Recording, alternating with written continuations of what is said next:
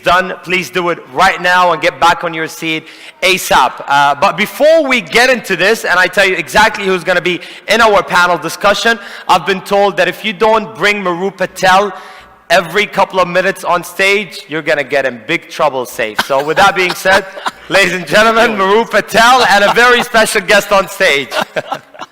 Oh, I don't know about getting you in trouble. That's not from my side. Maybe the organizers.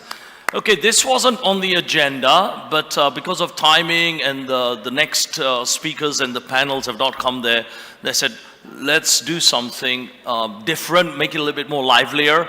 And here we are. So impromptu, totally impromptu, I'd like to call my good buddy, Daven Michaels over here from Puerto Rico. Big round of applause. Okay, just as a quick intro. How you doing, bro? Again. Yes. As a quick intro, Daven's got a great history in music production, loads of gold and silver and platinum discs and stuff like that, and been producing for some of the biggest guys out there. More importantly, I met him about 12 years ago when he was one of the pioneers for doing outsourcing out in the Philippines. For those of you who know Philippines as a market, he was the pioneer to start that model 14, 15 years ago or so, which is where I met him. And then 6 years ago, he's also moved on to the crypto and the crypto mining space. We are not going to talk about that. So impromptu, I thought music, crypto, blockchain, let us have a debate on how the impact of those industries will be with the NFT space from a producer's side, okay? Are we up for that? Great. Okay, Daven, quick 2 minutes. Thanks for having me. On your music side, and I think we should talk openly, frankly, transparently of what the impact of music as NFT of doing the My Tokenized Capital platform to accommodate for that and make it more inclusive. How do you see the musicians, the producers, and all of that community making additional revenue streams rather than the old Napster and Spotify's and all that? Yeah, we were just talking about this the other day too. Absolutely. So first, can I tell everybody a little bit about myself so they... Go for it. Okay, so just so you all know, I'm Daven Michaels. I'm a New York Times best-selling author.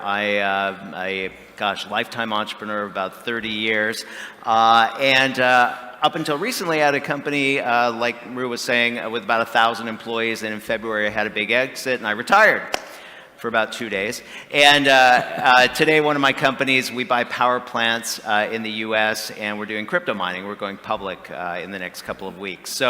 But in my former life, I was a music and television producer in Hollywood. Worked with some of the biggest bands in the world, Coolio, Samantha Mumba, Tupac. My partner Layla discovered Tupac, Black Eyed Peas, lots of big bands. And I would actually still be in that business today had Napster not came out. Does anybody even remember Napster anymore? I don't even know. Some of you do, very few. But for those of you that are too young to remember Napster, when I was in the music business, we charged $18 for an album.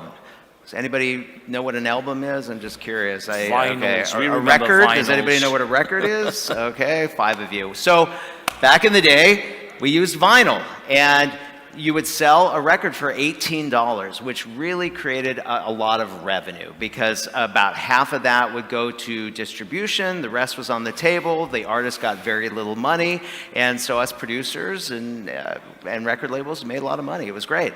And then Napster came out, and 50 million people were downloading free music. So the world went free. And then this amazing company came along and managed to get people to pay again. Does anybody know what that company was? What company was that? Apple. Apple, that's right. Apple came along and changed the game. To take a model where everybody's... I have that 10 gig iPod. I know you do. I've got one somewhere too. But when you really think about it, something's free, and then somebody comes around and says, hey, we want you to start paying again. That's almost impossible to get somebody to do that. But the user experience was so brilliant that people started paying again, right? And today, especially like in crypto and sidechains, where is the money flowing. It's moving towards UIs that are awesome, right? Whoever creates the best user experience wins this game in many of the cases. So, so we were, so when Napster came out, I bounced. I started producing television, and then I moved on to what I do today, because I saw the writing on the wall. And what happened was the music business, even though it's still around, I thought it might evaporate, it shrunk. The revenue is so much smaller. I mean, it's a lot of money, but it's nothing compared to the old days.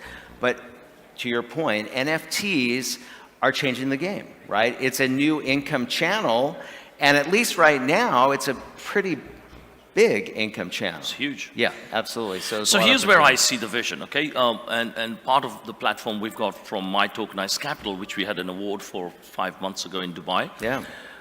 Where I see musicians who, because of the iTunes, the Spotifys, all of these people are trying to get, I guess, small bits of revenue in terms of royalties.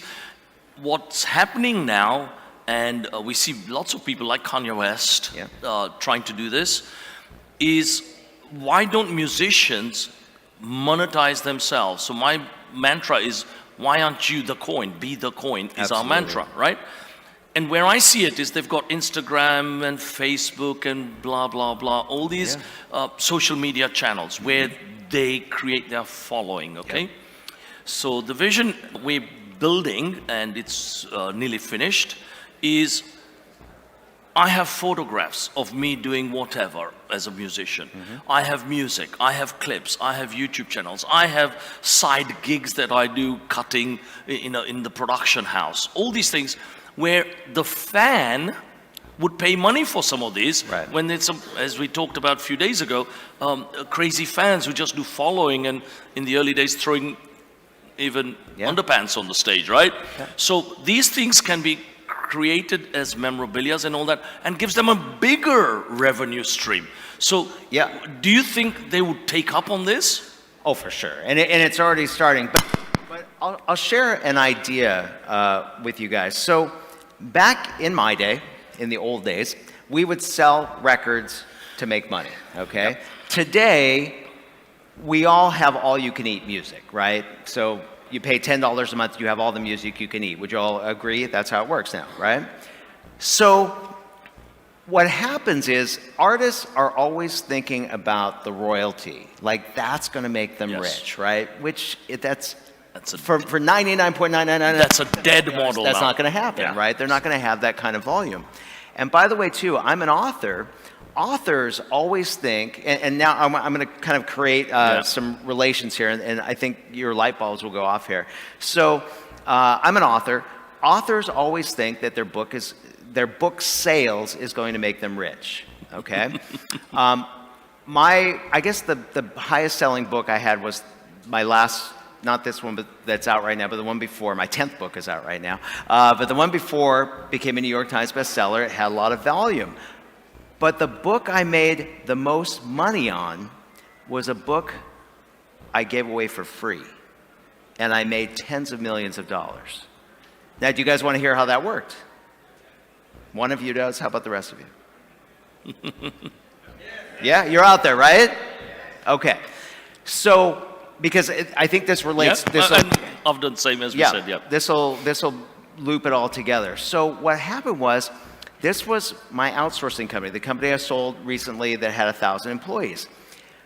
I had a book that I'd written on outsourcing, and we used that as a vehicle, to grow the business. And we were selling the book for $18. And we did this for, I don't know, maybe about half a year. And one day I woke up and I said, why the hell am I selling this book? Why am I selling this book? I was selling it for $18. I made $16 or $17 a book. Was I in the business of selling books? No, I was in the business of selling outsourcing. So we started giving the book away. Gave away 100,000 books, made about $18, $19 million. Does that make sense? Yep. Are you guys getting this? Yep. Yeah. So the same thing. We use our music sales and royalties to sell our products, including our NFTs and so on and so forth. And taking it forward the next level. So I've done 7, as you know, and you're going to help me with my cigar book, which is the next one. I'm excited about that. So the way I see in the NFT space, I don't like the word NFT How many people don't like the word NFT Yeah, I in don't my like side? it. Well done. I see 5%. Well, we need to make it up. Yeah. I call it tokenizing any asset. Right. Literally any asset. It could be good. a building, yacht, car, book, music, photograph. It could be anything. It could be your blingy shoes because Daven's worn it. You Yeah. want to show them your shoes? Shoes. All right. So it could be anything Yeah. that's unique, that's classified as an asset. Yeah. In the book world, extracts of the book can be that. Money, again, most of my books I did only for charity. So it was not done with money in mind. It was Right. done with branding awareness, Positioning. things along that, positioning. Yeah. So a lot of the people now, even in the book world, it's known fact, 95% of them will not sell more than 1,000 copies, okay? Exactly. So use it as a brand with your name, photograph, or whatever, and create, sorry again, NFT that you give away for free and get the monetization from the after sales of whatever it is about you, your company, your consultancy, whatever it is. Because that's how you build a huge viral community. Yeah. Sometimes, it's the WhatsApp model. Yeah. Was free, almost 20 billion was sold. And- so the model in NFTs and this is changing. Yeah, and a good point too, really One quick, second. we're out of here, but a good point too is that give away your best stuff for free. Because if people are getting your stuff for free and they think it's incredible, they're going to be like, well, gosh, what am I going to get if I pay for it? Does that make sense? Okay, Yes? great. I think some people We are have to hungry. go. Okay, Yeah. with that, Daven, Yeah. our time was up. That was the Big Ben going. I know. It was great fun as usual Thanks for chatting with having you. And thank you very much. Thank you. Round of applause, guys. All right. Thank you. So we have the next panel over here, which safe in safe hands again.